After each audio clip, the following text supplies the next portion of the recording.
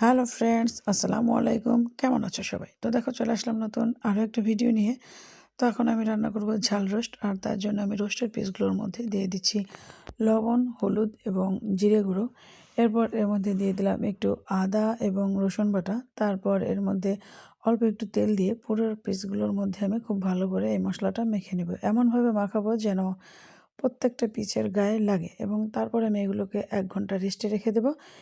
এবং 1 ঘন্টা পর ফিরে এসে এগুলোকে আমি ভেজে নেব। তো তার জন্য প্রথমে তেল গরম করে এই পরপর সব পিসগুলোকে দিয়ে দিচ্ছি। এবার এগুলোকে উল্টে পাল্টে খুব ভালো করে ভেজে নিয়ে আমি তুলে নেব।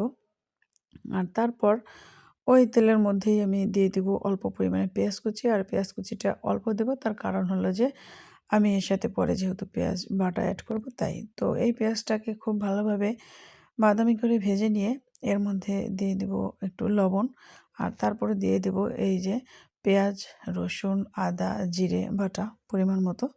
তারপর এই মশলাটাকে কাঁচা গন্ধ যাওয়া পর্যন্ত খুব ভালো করে ভেজে নেব। আর ভাজা হয়ে গেলে এর মধ্যে দিয়ে দেব একটু কাজু ও পেস্তা বাদাম বাটা। তারপর এটাকে নেড়েচেড়ে আরও একটু কষে নেব।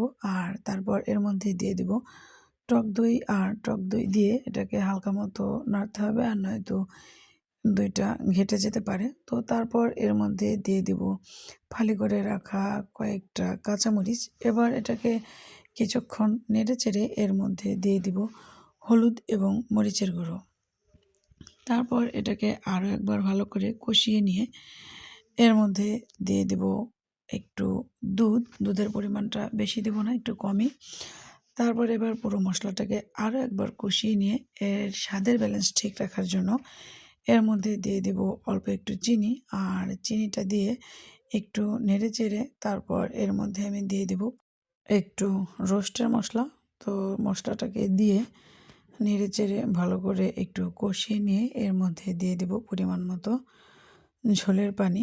তো এবার পানিটা দিয়ে এই ঝোলটা ফুটে ওঠা পর্যন্ত অপেক্ষা করব।